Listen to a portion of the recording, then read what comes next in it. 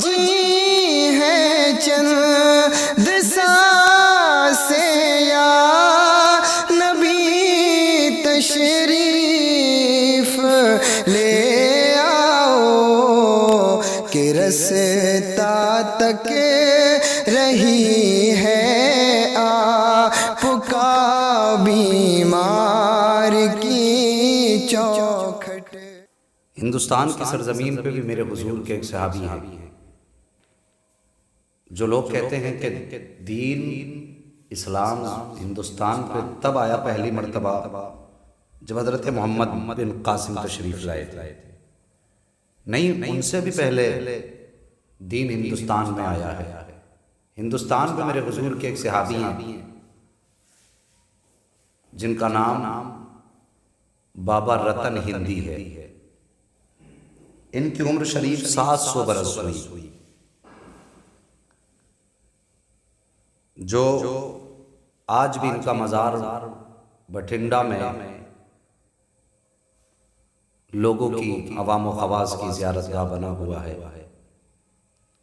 بٹھنڈا شریف میں بابا رتن ہندی کا آج بھی مزار شریف موجود ہے۔ لوگ وہاں پہ فیض و برکات حاصل کرنے کے لیے جاتے ہیں۔ یہ بابا رتن ہندی، یہ اس وقت کی بات ہے جب ہندوستان سے لوگ عرب ممالک میں تجارت کے لیے جایا کرتے تھے۔ بابا رتن ہندی چونکہ ایک تجارت مین اور بزنس مین گھرانے سے تعلق رکھتے تھے، آپ کے والد تجارت کے لیے جایا کرتے تھے۔ 3 مرتبہ اپنے والد کے ساتھ گئے عرب کی سرزمین پر، 4تھی مرتبہ آپ اکیلے عرب کی سرزمین پر تجارت کے لیے گئے۔ جب تجارت کے لیے گئے، بابا رتن ہندی فرماتے کہ میں مکہ شریف کے قریب تھا، پہاڑیوں کے علاقے سے میں گزر رہا تھا۔ پہاڑیوں کے علاقے سے گزرتے ہوئے بارش ہو رہی تھی۔ میں نے دیکھا کہ پہاڑیوں کے بیچ میں ایک جگہ پر پانی بہہ رہا تھا، جو کافی زیادہ تعداد میں پانی تھا، کافی تعداد میں پانی تھا۔ تو میں وہاں پر پہنچا اور اسی بارش کے عالم میں نے دیکھا کہ ایک چھوٹا سا بچہ، عمر تقریباً 4 یا 5 سال تھی یا 6 سال عمر شریف تھی۔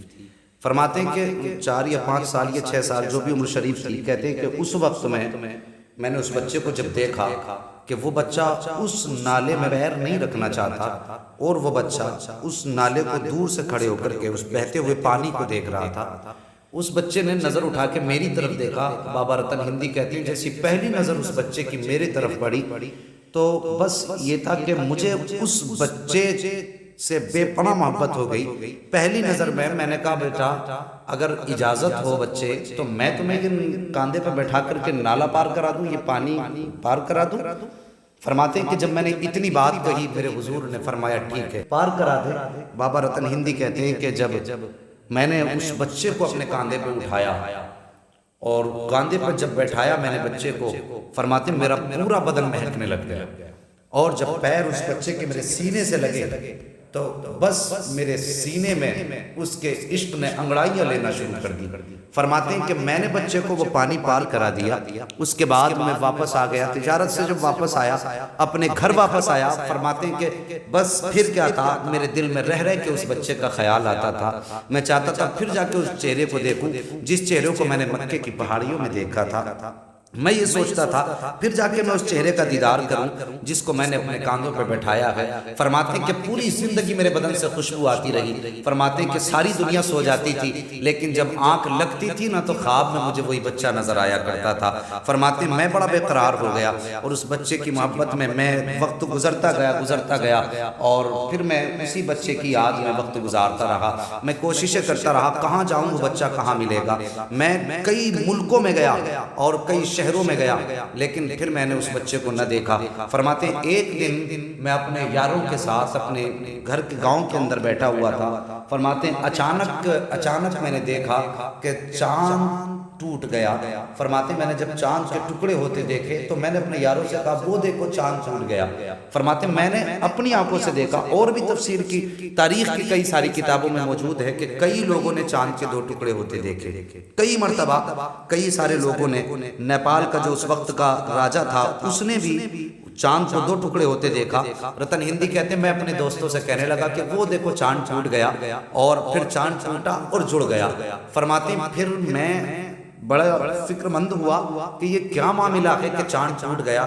فرماتے ہیں وقت گزرتا گیا، کچھ زمانے کے بعد جب کچھ زمانہ گزر گیا تو کچھ لوگ عرب سے اس پہاڑی کو دیکھنے کے لیے آئے جس پہاڑی پہ حضرت آدم علیہ السلام سرندیب میں اترے تھے۔ فرماتے ہیں عرب کے جب کچھ لوگ آئے، میں بھی اس جگہ پہ گیا ہوا تھا، میں ان لوگوں سے، مجھے شوق تھا عربی لوگوں سے ملاقات کرنے کا کیونکہ میرا کام تجارت کا تھا۔ فرماتے ہیں میں بھی ان لوگوں کے پاس گیا، میں نے ان سے ملاقات کی، اور ملاقات کے بعد فرماتے ہیں میں نے ان سے پوچھا لوگو کیا تم نے بھی چاند کو 2 ٹکڑے ہوتے دیکھا ہے؟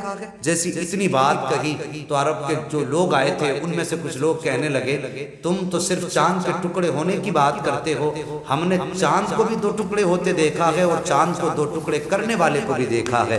رتن ہندی فرماتے ہیں کہ جب میں نے اتنی بات سنی میری بے قراری کی حد نہ رہی۔ میں نے لوگوں سے پوچھا بتائیے تو صحیح کون ہے وہ جس نے چاند کے 2 ٹکڑے کیے ہیں؟ آنے والوں نے بتایا کہ وہ اللہ کے رسول ہیں، انہوں نے اعلان نبوت فرمایا ہے، مکے کی سرزمین پر ہیں۔ فرماتے ہیں جب میں نے اتنا سنا میری بے قراری حد سے تجاوز کر گئی، بس میرے دل میں ایک ارمان جاگا کہ میں جاؤں اور ان سے ملاقات کروں۔ فرماتے ہیں بس اس خیال سے کہ میں مصطفیٰ سے ان سے ملاقات کروں جنہوں نے چاند کے 2 ٹکڑے کیے ہیں، اعلان نبوت فرمایا۔ فرماتے میں سفر کرتے کرتے مکہ شریف پہنچا، میری ملاقات سب سے پہلے جا کے ابو جہل سے ہو گئی، اور میں نے جا کے عمرو بن حشام سے کہا کہ تم نے اس کا پتہ بتائیے مجھے جس نے چاند کے 2 ٹکڑے کیے ہیں، چونکہ یہ تو دشمن تھا اور یہ مخالف تھا۔ یہ کہنے لگا کس نے کہا چاند کے 2 ٹکڑے ہوئے ہیں؟ کہا میں نے اپنی آنکھوں سے دیکھا۔ وہ کہنے لگا نہیں وہ چاند کے 2 ٹکڑے نہیں ہوئے بلکہ وہ ایک جادوگری تھی۔ جیسی اتنی بات ابو جہل نے کہی، حضرت بابا رتن کہتے ہیں میں وہاں سے ہٹا، آگے گیا، جا کے دوسرے سے جا کے پتہ کیا۔ اللہ اکبر۔ فرماتے میں نے دوسرے سے جا کے کہا تو بتاؤ تم نے چاند کے 2 ٹکڑے کے بارے میں تو سنا ہوگا، وہ کہاں ہیں جنہوں نے چاند کے 2 ٹکڑے کیے ہیں؟ کہتے جیسے میں نے اتنی بات کہی ہے کہ وہ کہاں ملیں گے جنہوں نے چاند کے 2 ٹکڑے کیے ہیں؟ بابا رتن کہتے ہیں میں نے اتنا کہا تھا، اس نے کہا کہ جس نے چاند کے 2 ٹکڑے کیے ہیں وہ تو سفر کر کے مدینہ جا چکے ہیں، وہ تو ہجرت کر کے شہر مدینہ چلے گئے ہیں۔ بابا رتن ہندی کہتے ہیں کوئی بات نہیں، جب اتنی دور ہندوستان سے میں مکے تک آ گیا ہوں اس کی تلاش میں تو پھر تھوڑے سفر میں اور کیا پریشانی ہے۔ 300 میل کا سفر بابا رتن ہندی نے پھر مکہ شریف سے شہر مدینہ کا کیا ہے۔ اللہ اکبر۔ میرے حضور کی تلاش میں مدینہ شریف پہنچ جاتے ہیں، پتہ پوچھتے پوچھتے مصطفیٰ کی بارگاہ میں پہنچ جاتے ہیں، جا کے بیٹھ جاتے ہیں، اور ارشاد آقا کریم کی بارگاہ میں جا کر کے بیٹھے، اور بیٹھنے کے بعد کہتے ہیں میں نے سنا ہے آپ نے چاند کے 2 ٹکڑے کیے ہیں۔ آقا فرماتے ہیں تم نے سچ سنا ہے؟ کہا میں نے دیکھا بھی تھا چاند کے 2 ٹکڑے ہوتے ہوئے۔ آقا فرماتے ہیں پھر کہا حضور کہ آپ نے چاند کے 2 ٹکڑے کیے ہیں؟ کہا ہاں۔ کہا سنائیے ہے آپ نے اعلان نبوت کیا ہے، آپ کون ہیں؟ میرے نبی فرماتے ہیں سنو میں محمد الرسول اللہ ہوں، اللہ کا رسول ہوں، اس کا پیغام لے کر کے آیا ہوں، خدا ایک ہے اس کا کوئی شریک نہیں ہے۔ جیسی اتنی بات میرے نبی نے فرمائی تھی۔ حضرت بابا رتن ہندی کہتے ہیں اگر آپ اللہ کے نبی ہیں تو آپ نے چاند کے 2 ٹکڑے کیے ہیں، پھر مجھے بھی کوئی معجزہ دکھا دیجئے۔ آقا کریم نے اتنا سنا مسکرا جاتے ہیں اور مسکرا کے فرماتے ہیں کہ تمہیں بھی معجزے کی ضرورت ہے؟ کہا پھر کہا میں بھی معجزہ دیکھنا چاہتا ہوں۔ آقا فرماتے ہیں رتن ہندی بھول گئے ہو، تمہارا نام رتن ہندی ہے، تم ہندوستان کی سرزمین سے آئے ہو؟ کہا ہاں یا رسول اللہ سچ فرمایا ہے۔ آقا فرماتے ہیں یاد کرو وہ وقت جو مکے کی پہاڑیوں کے بیچ میں ایک بچے کو تم نے جس کو کاندھے پر بٹھا کر کے وہ نالا پار کرایا تھا۔ رتن ہندی میں وہ کوئی اور نہ تھا بلکہ وہ میں محمد الرسول اللہ تھا۔ بابا رتن ہندی کہتے ہیں کہ جب میں نے مصطفیٰ کو نالا پار کرایا تھا تب آقا کریم نے عربی زبان میں 3 دعائیں ارشاد فرمائی تھی، 3 مرتبہ کہا تھا اللہ تیری عمر میں برکت عطا فرما، اللہ تیری عمر میں برکت عطا فرمائے، اللہ تیری عمر میں برکت عطا فرمائے۔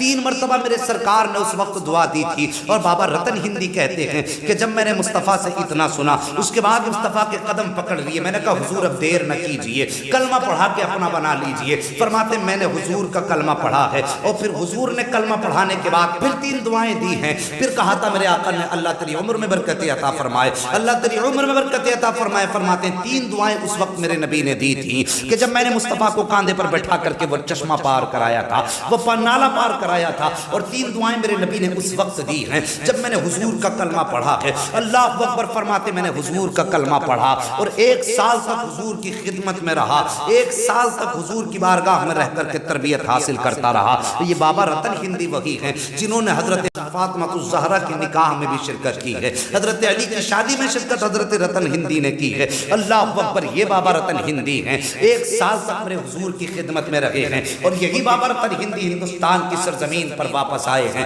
1 سال تک مصطفیٰ کی قربت میں رہنے کے بعد پھر ہندوستان کی سرزمین پر آئے ہیں۔ سب سے پہلے دین حضرت بابا رتن ہندی کے ذریعے ہندوستان کی سرزمین پر آیا ہے۔ انہوں نے حضور سے ملاقات کی ہے، حضور کے ہاتھ میں ہاتھ دے کر کے انہوں نے کلمہ پڑھا ہے۔ یہ ہندوستان کا پہلا مسلمان ہے جس کو دنیا بابا رتن ہندی کے نام سے جانتی ہے۔ اللہ اکبر، یہی بابا رتن ہندی ہیں۔ پھر آخری مرتبہ آپ حضرت عثمان غنی کے دور خلافت میں گئے ہیں۔ حضرت عثمان غنی کے دور خلافت میں جب گئے، آپ نے حضرت عثمان غنی سے ملاقات کی، اور حضرت عثمان غنی نے آپ کو اپنے ہاتھ سے لکھا ہوا قرآن عطا کیا، جو آج بھی آپ کے مزار پرانوار پر رکھا ہوا ہے، وہ لوگوں کی زیارت گاہ بنا ہوا ہے۔ یہ بابا رتن ہندی ہیں، آج بھی ان کے مزار پر جو آ جاتے ہیں وہ فیوز و برکات اپنے دامن میں بھر کے لے جایا کرتے ہیں۔ اللہ اکبر، آج بھی بابا رتن ہندی کے مزار پر پہنچو تو آواز آتی، اجمیر غریب نواز کا ہے، بٹنڈا رتن ہندی کا ہے۔ یہ شان والے میرے مصطفیٰ کے صحابی ہیں،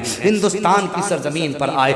آپ فرماتے میری 700 سال عمر ہوئی ہے، فرماتے 100 سال عمر تو میری اپنی تھی، اور 600 سال مصطفیٰ کی 6 دعاؤں سے بڑی ہیں۔ اللہ اکبر، فرماتے مجھے معلوم نہ تھا، میرے آقا نے 6 دعائیں دی ہیں۔ یہ 6 دعائیں صرف 6 برس کے لیے کافی نہ تھی، بلکہ مصطفیٰ کی زبان سے نکلا تھا، اللہ تیری عمر میں برکتیں عطا فرمائے۔ فرماتے ایک دعا ہوتی جاتی تھی، 100 سال عمر بڑھتی جاتی تھی۔ 6 دعائیں مصطفیٰ نے فرمائی ہے، اللہ نے 600 سال عمر عطا فرمائی ہے۔ 1 سال میری عمر کا تھا، اور 600 سال مصطفیٰ کی دعاؤں سے بڑھ گئے ہیں۔ کون کہتا ہے نبی کے چاہنے سے کچھ نہیں ہوتا ہے؟ کون کہتا ہے نبی کچھ نہیں دیتے ہیں؟ خدا کی قسم، میرے مصطفیٰ کی ذات تو وہ ذات ہے جو زبان سے کہہ دیتے ہیں وہی تقدیر الہی بن جایا کرتا ہے، وہی رب کا فیصلہ بن جایا کرتا ہے۔ اللہ اکبر، یہ میرے مصطفیٰ کی شان ہے کہ اجابت میں جھک کر گلے سے لگایا، بڑی ناز سے جب دعائے محمد